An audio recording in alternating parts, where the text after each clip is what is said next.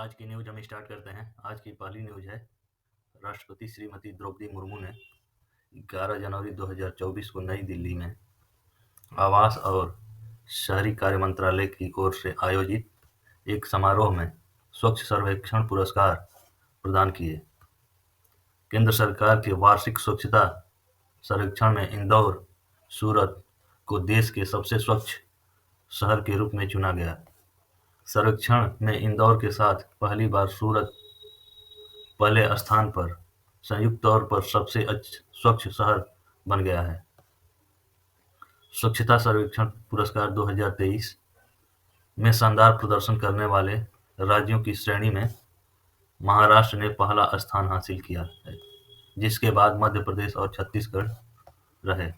राज्यों के स्वच्छता रैंकिंग में मध्य प्रदेश को दूसरे सबसे स्वच्छ राज्य का दर्जा मिला और छत्तीसगढ़ को तीसरे सबसे स्वच्छ राज्य का दर्जा मिला है। अब आपकी अगली न्यूज।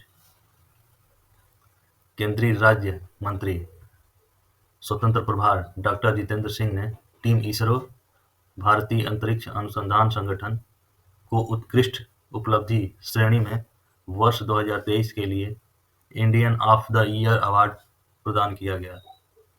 एक राष्ट्रीय टीवी चैनल द्वारा शुरू किया गया यह पुरस्कार नई दिल्ली में एक शानदार समारोह में इसरो के अध्यक्ष एस सोमनाथ और चंद्रयान 3 के परियोजना निदेशक डॉक्टर पी वीर मुथुवेल ने प्राप्त किया। पुरस्कार उद्धरण में कहा गया है कि वर्ष 2023 में इतिहास की किताबों में एक ऐसे कालखंड के रूप में दर्ज किया जाएगा जब भारत की अंतरिक्ष एजेंसी ने चुनौतियों का सामना करने में अद्वितीय कौशल और लचीलेपन का प्रदर्शन किया।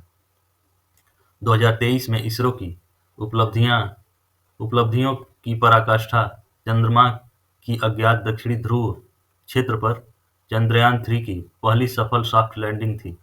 डॉक्टर जितेंद्र सिंह ने कहा, अंतरिक्ष प्रौद्योगिकी के विकास के कारण देश की आम जनता चंद्रयान 3 या आदित्य जैसे अंतरिक्ष कार्यक्रमों के प्रक्षेपण को देखने में सक्षम हो गई है। अब आपकी अगली न्यूज है। वाणिज्य एवं उद्योग मंत्रालय के उद्योग एवं आंतरिक व्यापार सम्मेलन विभाग DPIIT के अंतर्गत एक जिला एक उत्पाद ODOP कार्यक्रम ने ब्रांड इंडिया को बढ़ावा देने के लिए एक समर्पित संगठनों को एकजुट करने के लक्ष्य का पीछा करते हुए 50 से अधिक एग्रीगेटर्स को सफलतापूर्वक सूचीबद्ध किया है। 50वीं aggregators Ayurvedic wellness company, forest essential सौंदर्य वेलनेस, एक जिला एक उत्पाद को वैश्विक मंच पर पहचाने जाने वाले मूल्यवर्धित उत्पादों को प्रस्तुत कर रही है। लेह लद्दाख में महिला पश्मीना बुनकरों और पश्चिमी त्रिपुरा में कुशल बांस कारीगरों को सम्मानित करने से लेकर कच्छ गुजरात के अजरख समूहों और वायनाड केरल में समर्पित कॉफी प्लांटर्स को गले लगाने तक एक जिला एक उत्पाद ODOP एग्रीगेटर्स का यह सामूहिक और सच्ची विविधता का उत्सव है, जो अंततः दुनिया को प्रामाणिक रूप से भारत का अनुभव करने के लिए आमंत्रित करता है। अब आपकी अगली न्यूज है। वाइब्रेंट गुजरात विश्व शिखर सम्मेलन 2024 के हिस्से के रूप में भारत और संयुक्त अरब अमीरात UAE के बीच द्विपक्षीय संबंधों को मजबूत बनाने के लिए भारत UAE बिजनेस शिखर सम्मेलन आयोजित किया गया। संयुक्त अरब अमीरात के राष्ट्रपति मेहमान शेख मोहम्मद बिन जायद अल नहयान वाइब्रेंट गुजरात वैश्विक शिखर सम्मेलन 2024 में मुख्य अतिथि रहे, जो दोनों देशों के बीच बढ़ते सहयोग और संबंधों को मजबूत बनाने पर जोर देते हैं।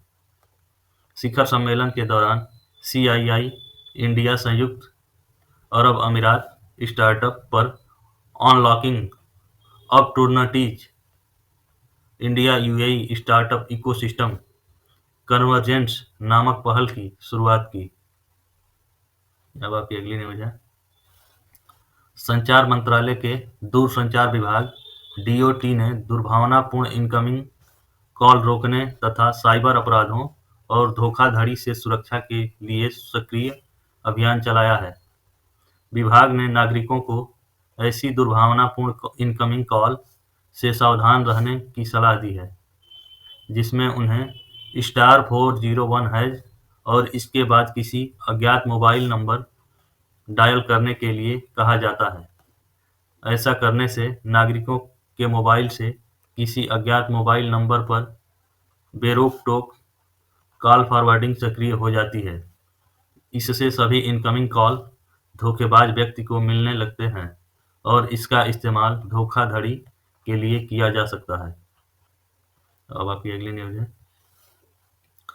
ग्रामीण राजस्थान के वित्तीय परिदृश्य को बदलने के लिए तैयार एक असाधारण गठबंधन India post payment bank (IPPB) और हिंदुस्तान जिंक लिमिटेड (एचजेडएल) वेदांत समूह की सहायक कंपनी ने समावेशी वित्तीय सॉल्यूशन का पथ प्रदर्शन करने के लिए समझौता किया है। यह सहयोग हिंदुस्तान जिंक के परिचालन क्षेत्रों के आसपास सामुदायिक लाभार्थियों के जीवन पर अस्थायी प्रभाव बनाने में सुनिश्चित करेगा।